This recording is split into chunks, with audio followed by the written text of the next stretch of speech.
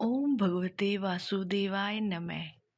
आज एकादशी है और आज हम इंदिरा एकादशी की कहानी सुनेंगे।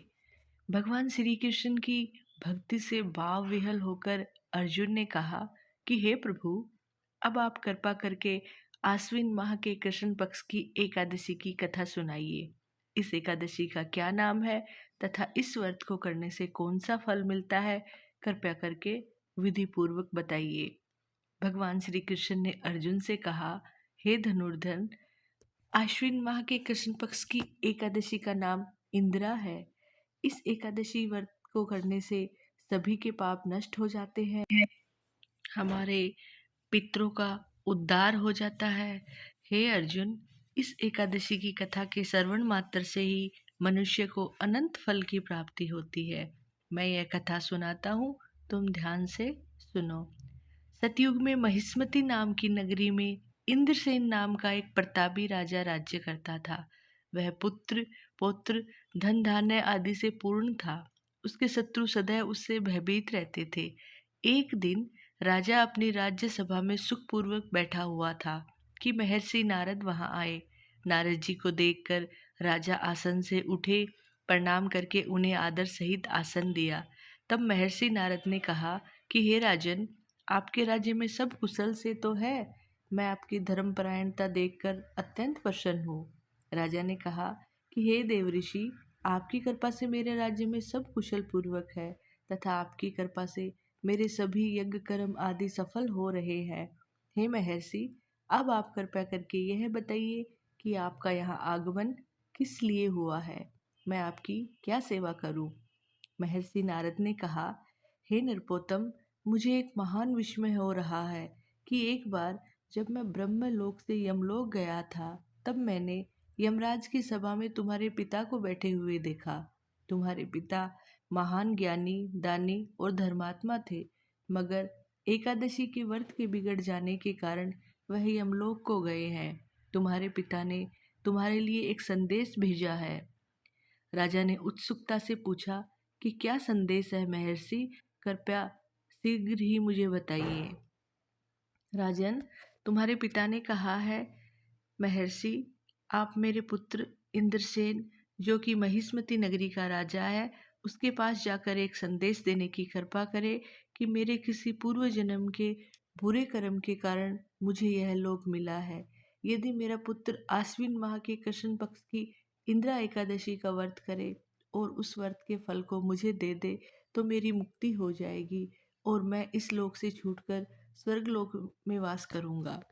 इंद्रसेन को अपने पिता के यमलोक में पड़े होने की बात सुनकर बहुत दुख हुआ और उसने नारद जी से कहा कि हे नारद जी, यह तो बड़े दुख का समाचार है कि मेरे पिता यमलोक में हैं। मैं उनकी मुक्ति का उपाय अवश्य करूंगा। आप मुझे इंदिरा एकादशी व्रत का विधान बताने की कृपा करें।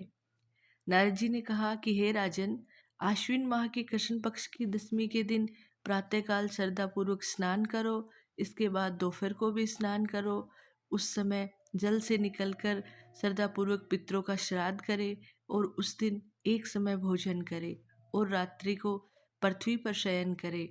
इसके दूसरे दिन अर्थात एकादशी के दिन नित्य कर्मों से निवृत्त होकर स्नान आदि के बाद भक्ति पूर्वक व्रत को धारण करे और इस प्रकार संकल्प करे कि मैं आज निराहार रहूंगा और सभी भोगों का त्याग कर दूंगा। इसके बाद अगले दिन भोजन करूंगा। हे ईश्वर, आप मेरी रक्षा करने वाले हैं, आप मेरे उपवास को संपूर्ण कराइए। इस प्रकार आचरण करके दोपहर को शालिग्राम जी की प्रतिमा को स्थापित करे, ब्राह्मण को बुलाकर भोजन कराए तथा दक्षिणा दे। भोजन का कुछ हिस्सा गाय को अवश्य दे और भगवान विष्णु का धूप नैवेद्य आदि से पूजन करे तथा रात्रि को जागरण करे। उसके बाद द्वादशी के दिन मौन रहकर बंधु बांधवों सहित भोजन करे।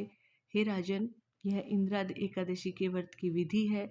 यदि तुम आलस्य त्याग कर इस एकादशी के व्रत को करोगे तो तुम्हारे पिता अवश्य ही स्वर्ग के अधिकारी बन जाएंगे। नारद जी राजा को सब विधि विधान समझाकर आलोप हो गए। राजा ने इंदिरा एकादशी के आने पर उसका विधि पूर्वक व्रत किया। बंधु बांधवों सहित इस व्रत के करने से आकाश से पुष्पों की वर्षा हुई और राजा के पिता यमलोक से रथ पर चढ़कर स्वर्गलोक को चले गए। इस एकादशी के प्रभाव से राजा इंद्रसेन भी इहलोक में सुख भोग कर अंत में स्वर्गलोक को गए। भगवान श्री कृष्ण ने कहा कि हे सखा, यह मैंने तुम्हारे सामने इंदिरा एकादशी के महात्म्य का वर्णन किया है। इस कथा के पढ़ने और सुनने मात्र से ही सभी पापों का नाश हो जाता है और अंत में मनुष्य स्वर्गलोक का अधिकारी बनता है। इस कथा से हमें ये सार सीखने को मिलता है कि मनुष्य जो भी परण करे उसे चाहिए कि वह उसको तन मन धन से पूरा करे। किसी भी कार्य का प्रण करके उसे तोड़ना नहीं चाहिए। आप सभी को एकादशी की ढेर सारी शुभकामनाएं। भगवान विष्णु आप पर अपनी कृपा बनाए रखें। ओम नमो भगवते वासुदेवाय नमः।